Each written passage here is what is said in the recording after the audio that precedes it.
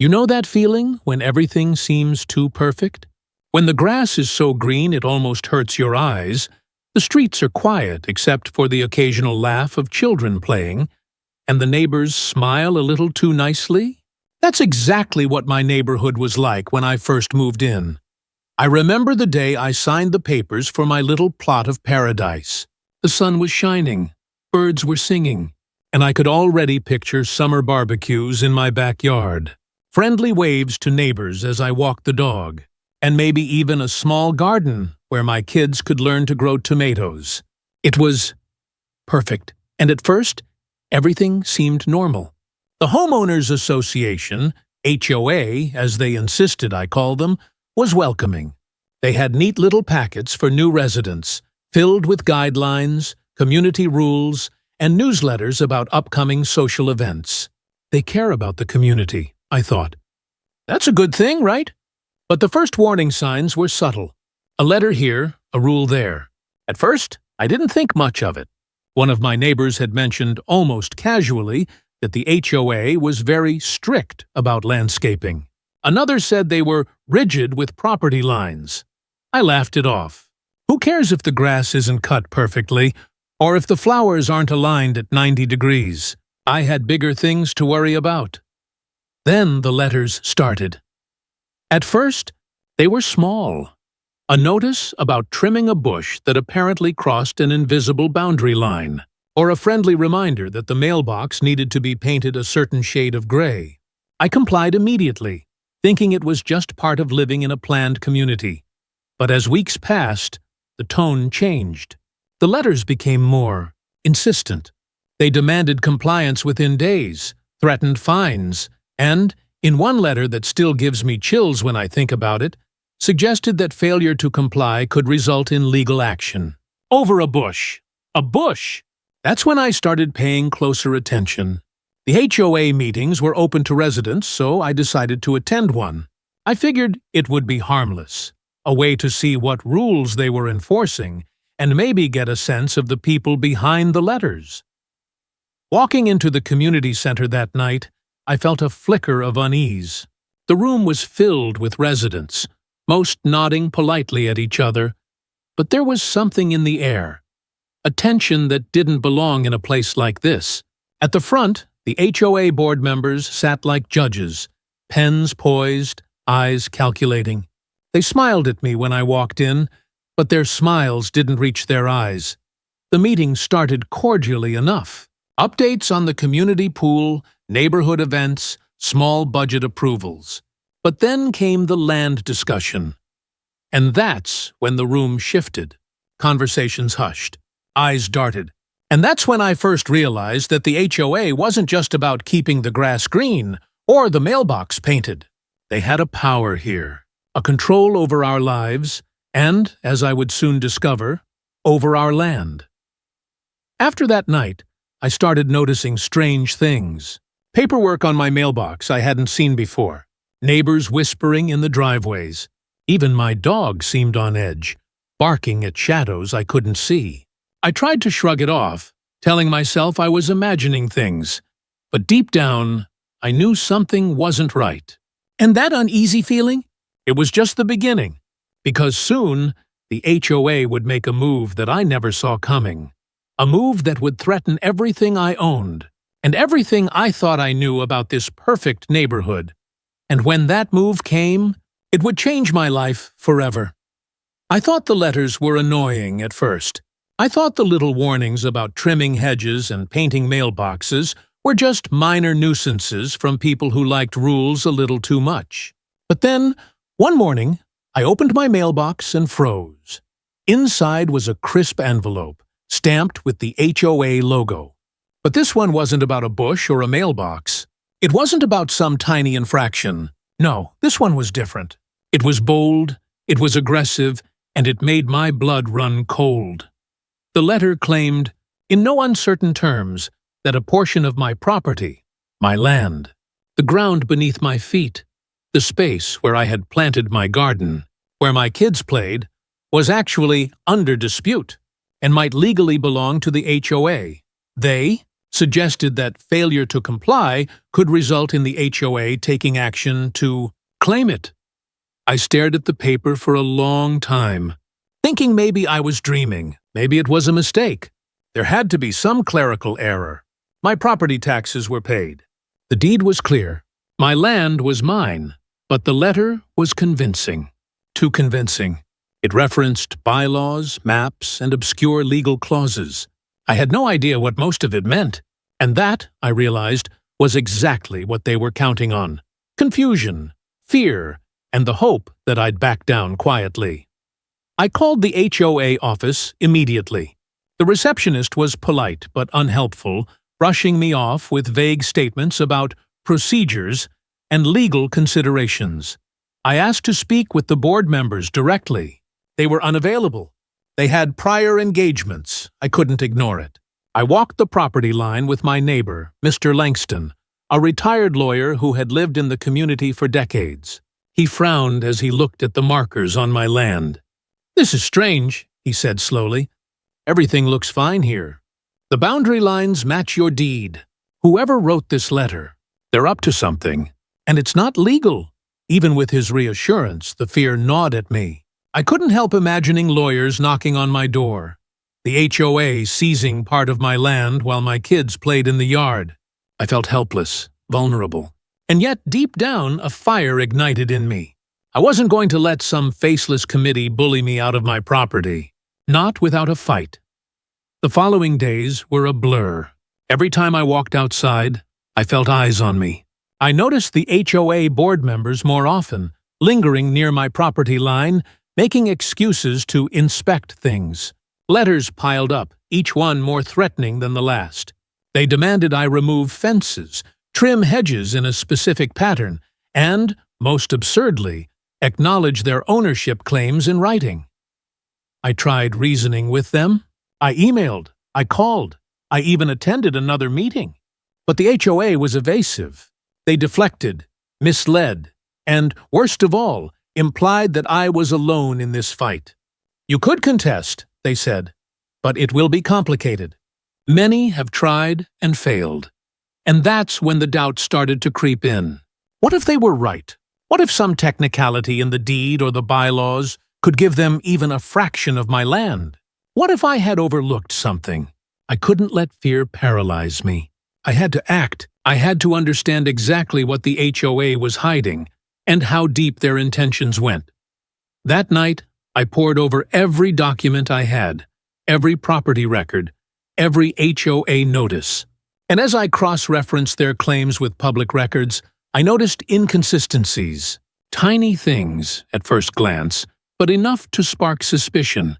Dates that didn't align, signatures that looked suspiciously off, land plots that seemed altered. For the first time, a thought hit me. Maybe this wasn't about rules, about community standards, or even about aesthetics. Maybe the HOA wanted my land, and maybe, just maybe, they had already started plotting how to get it. That's when I realized, if I didn't dig deeper, if I didn't investigate, I might lose everything without even knowing why. And that's when the game changed. I didn't sleep much that night. The house was quiet, but my mind was racing. Every detail from the letters, every interaction with the HOA, every uneasy glance from the board members, it all replayed in my head. I realized something. If this was a battle for my land, I couldn't fight it blindly. I needed proof. I needed answers. The next morning, I began my investigation. I started with the obvious: public records. Property deeds, land surveys, tax records, everything should have been straightforward. But as I scanned the documents, I noticed oddities. There were inconsistencies in the property boundaries. Certain lines appeared altered in the HOA's internal maps, but they didn't match official records. Some signatures on agreements looked unusual, like they had been traced or photocopied. And then there were strange notations about easements and community use, written in language so vague it could be interpreted in multiple ways. It was clear the HOA had done its homework. They had planted little traps in the paperwork, hoping someone like me would be too intimidated to notice. Next, I started attending more HOA meetings, but this time with a purpose. I took notes, recorded conversations, where legal, and asked pointed questions about the disputed land. At first, the board members were polite, almost smug. They deflected questions with rehearsed responses, but I could see their eyes flicker when I pressed hard. They didn't expect me to dig this deep. It was at one of these meetings that I met Sarah, a neighbor who had lived in the community for over 20 years. She had been quietly observing the board, never speaking up until now. After the meeting, she approached me. "You're asking the right questions," she whispered, glancing over her shoulder. "Most people are too scared. I've seen what they can do. You're lucky you're paying attention." She told me stories about past residents who had mysteriously left their properties, forced to sell under pressure from the HOA. Some had fought back, but the HOA had deep pockets, lawyers on retainer, and influence over local officials. That was the moment I realized how serious this was. This wasn't just about rules, it was about control, about profit, about a secret deal the HOA had been keeping under wraps for years. Over the next few days, Sarah helped me get access to hidden documents, HOA internal memos, meeting minutes, and emails. And what I found made my stomach turn. There it was, in black and white, a secret agreement with a developer, detailing plans to acquire certain plots of land, including mine, at below market value. The plan was subtle, but ruthless. They were slowly maneuvering residents out, using vague rules, threats, and fines, so the developer could swoop in and take the land at a bargain. I read the documents over and over, trying to make sense of it. The more I read, the angrier I became. How could an organization, supposedly meant to protect the community, betray it like this? And more importantly, how could they have underestimated me? Sarah warned me to be careful. "They'll come after anyone who exposes them," she said.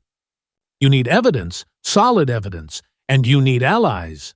I realized she was right. I needed legal advice, documentation, and a strategy. I couldn't just confront them blindly. But I also knew one thing. I wasn't going to let them take my land. Not quietly, not ever. That's when the plan started to form in my mind. I would gather every shred of evidence, document every interaction, and expose the truth, not just for myself, but for anyone else they had tried to manipulate. And deep down, I knew one thing. The HOA had underestimated me. They thought I would be another scared homeowner, quietly paying fines, trimming bushes, and hoping the letters would stop. They were wrong. I had spent weeks gathering evidence, emails, internal memos, secret agreements, land records. Every document told the same story. The HOA was conspiring to take my land, quietly and methodically, in collusion with outside developers. But evidence alone wasn't enough. I needed to confront them publicly, where witnesses could see and where their carefully crafted facade would crumble under scrutiny. The next HOA board meeting was the perfect opportunity. I walked into the community center, a thick folder of documents in hand. I could feel the stares immediately. Board members, residents, and a few curious onlookers who must have sensed the tension in the air. The president of the HOA, a man named Richard, smiled at me warmly, but I could see it. The flicker of recognition, the subtle unease behind the eyes. He thought he had me cornered. He thought I would be just another scared homeowner. The meeting began with routine updates, landscaping projects, community events, pool maintenance. I sat quietly, letting the monotony wash over the room. Then, when the board moved to miscellaneous business, I stood up. "Good evening," I said, my voice steady but firm. "I'd like to address some issues regarding land ownership in this community."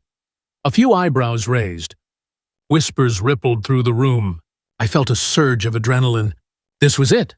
I've discovered documents," I continued, "that reveal a secret agreement between the HOA and an outside developer, planning to acquire private properties, including my own, under false pretenses. I have proof of falsified records, altered maps, and internal memos that confirm this conspiracy. I placed the folder on the table and opened it, letting the papers spill slightly for everyone to see. Richard's smile faltered. I could see it now. He was calculating, realizing that the game had changed. "Excuse me," he said, his voice tight. "What are you implying?" "I'm implying," I said, holding his gaze, "that this board has been systematically trying to take property from its own residents, and I will not stand for it. These documents are available for legal review, and I've already contacted the authorities. This ends tonight." The room went silent. A few board members exchanged nervous glances, whispering to each other. I could feel the tension thick in the air, almost tangible. Then one of the senior board members, a woman named Helen, stood up. "This is outrageous," she said, her voice trembling. "These documents are taken out of context. You don't understand the bylaws. You're threatening the community." I cut her off. "I understand perfectly. These are your own words, your own agreements. I've cross-checked everything with public records, and I've spoken to neighbors who've experienced similar harassment. The community deserves the truth." Some residents murmured in agreement. I could see a few faces nodding subtly. The board had underestimated the power of transparency and the power of a homeowner who refused to be intimidated. Richard leaned back in his chair, trying to regain composure. "You think you can expose us and everything will be fine? Do you know who you're messing with?" I met his gaze squarely. "I know exactly who I'm dealing with, and I also know that the truth is stronger than fear. Your threats, your letters, your intimidation tactics, they won't work on me. Not anymore." For a moment it seemed like nothing would happen. The room was a powder keg of tension. Then, quietly, a few residents stepped forward, offering statements of support. Others started asking questions the board couldn't answer without contradicting themselves. And in that instant, I realized something. The tide was turning. The HOA's carefully constructed illusion of power was cracking, and there was nothing they could do to stop it. That night, I left the meeting with a sense of grim satisfaction. The board knew I wasn't afraid. They knew I had allies, evidence, and the determination to see this through. But the battle wasn't over yet. If anything, it had only just begun. After that tense confrontation, I realized something crucial. Anger alone wasn't enough. Threatening letters, secret deals, and shady agreements could not be undone by emotion. I needed strategy. I needed the law on my side. And most importantly, I needed every detail documented, every paper in order, every witness ready. The first step was contacting a lawyer. I chose someone with experience in real estate disputes and HOA conflicts. Her name was Rachel, and from the moment I explained the situation, she leaned forward, eyes narrowing.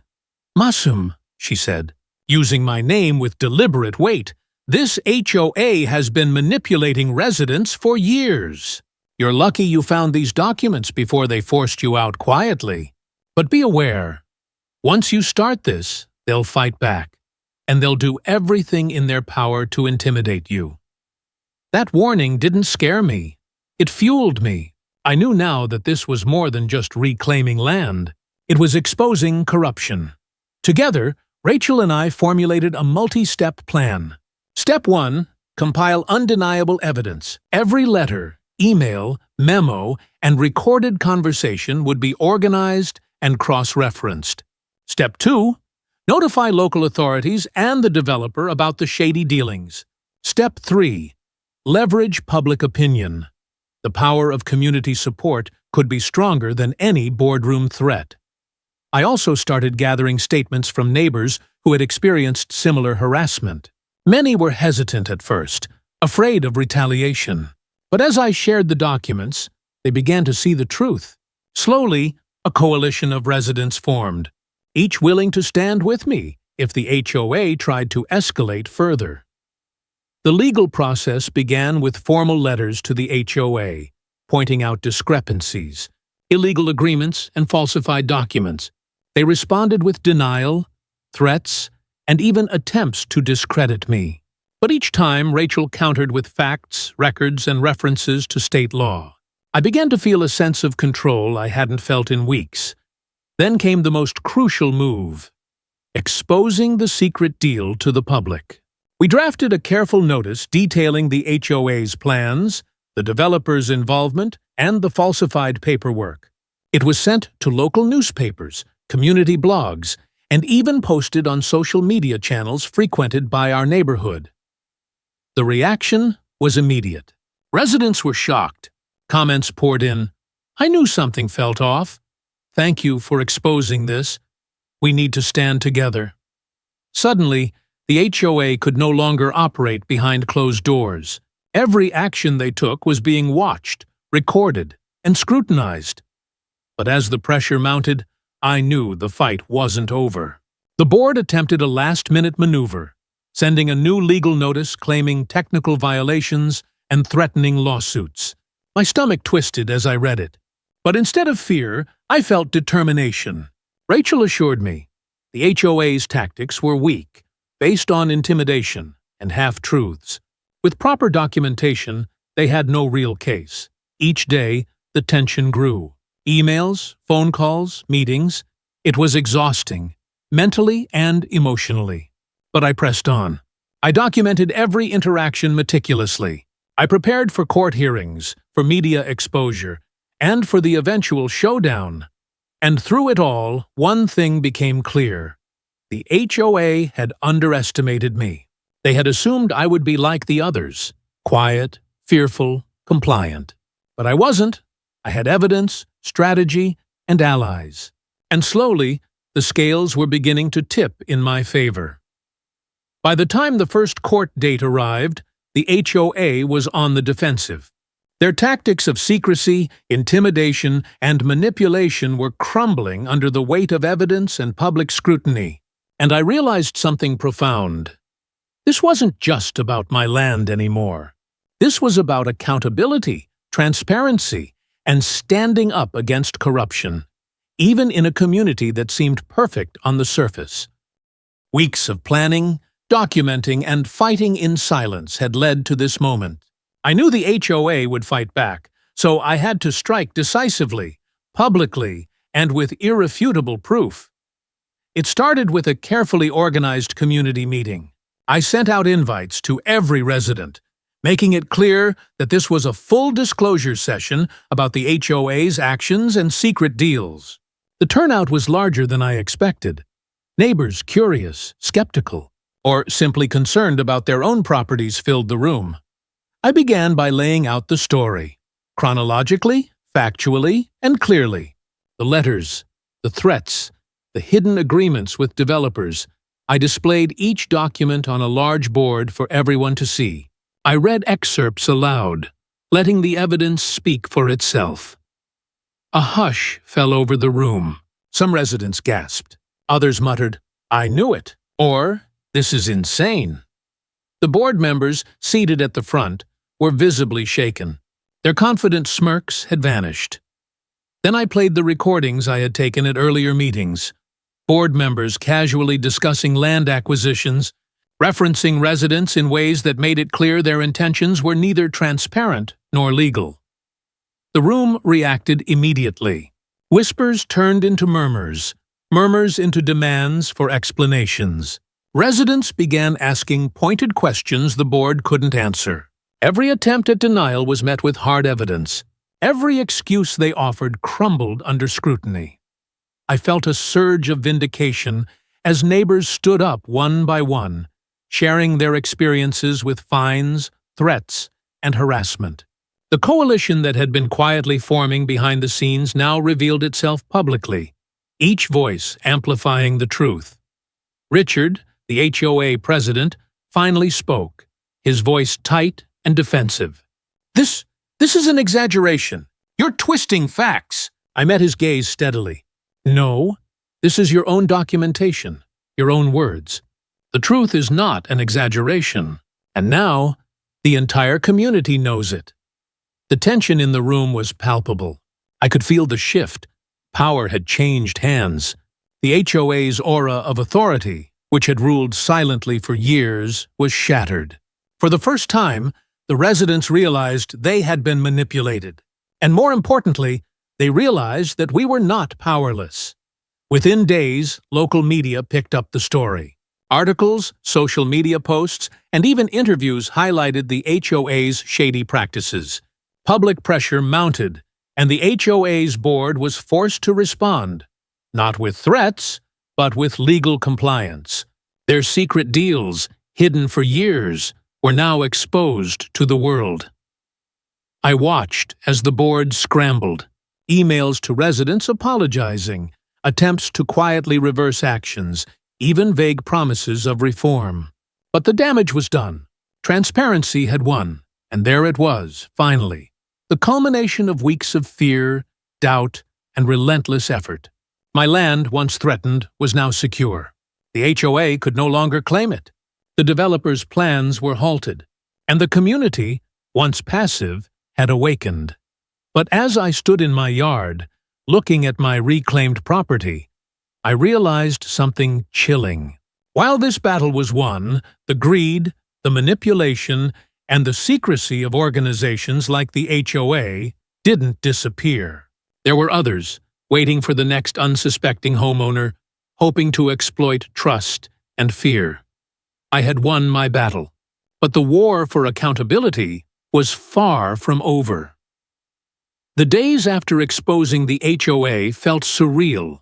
Calls from neighbors, emails from local news outlets, and even congratulatory messages from strangers who had read about the story flooded in. The tension that had hung over the neighborhood for months was lifting, replaced by a sense of collective empowerment. The HOA, once seemingly untouchable, was now on the defensive. Their secret agreements were nullified, their fines and threats rescinded, and their board members forced to step down under scrutiny. In legal terms, the battle was over. I had won.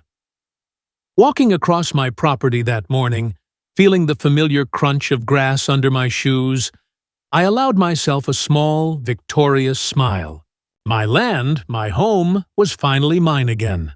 My children played safely in the yard, unaware of the nightmare we had endured, and my neighbors waved, relief etched on their faces. But the victory wasn't just personal. Something extraordinary had happened. The community had awakened. People who had once stayed silent out of fear were now speaking up, questioning authority, and demanding transparency. For the first time, we were no longer just residents. We were a united front against manipulation and secrecy. Yet, just as I began to savor this hard-fought triumph, I discovered something unexpected. One afternoon, Sarah, my steadfast ally throughout the ordeal, approached me with a stack of documents she had found hidden in an old HOA filing cabinet, overlooked even by the media and legal teams. "These aren't just old records," she said, eyes wide. "Look at the names and properties listed here. It's happening elsewhere. Other neighborhoods, other homeowners. This isn't over." The HOA wasn't acting alone. They're part of a larger network. I felt a shiver run down my spine. The victory I had just celebrated was only a single battle in a much larger war. But this time I wasn't afraid. I had learned the power of vigilance, persistence, and truth. I had seen how an individual, armed with evidence and determination, could confront corruption and injustice, even against seemingly insurmountable odds. The HOA's attempts to take my land had failed, and I had reclaimed what was mine. But the fight had transformed me. I realized now that standing up wasn't just about protecting my property. It was about standing up for what was right, holding those in power accountable, and inspiring others to do the same. As I looked across the yard at the sunset painting, the sky in hues of orange and purple, I felt a deep sense of resolution. I had faced fear, deception, and manipulation, and emerged stronger. My land, my home, and my community had been restored, and with it, my faith in the power of truth. And somewhere in the shadows, I knew the next challenge awaited. But now, I was ready. Standing on my property, watching the neighborhood breathe a little easier, I finally allowed myself to reflect on everything that had happened. The journey had been exhausting, terrifying, and at times almost unbearable. But it had taught me lessons that no calm morning or picturesque street could ever provide.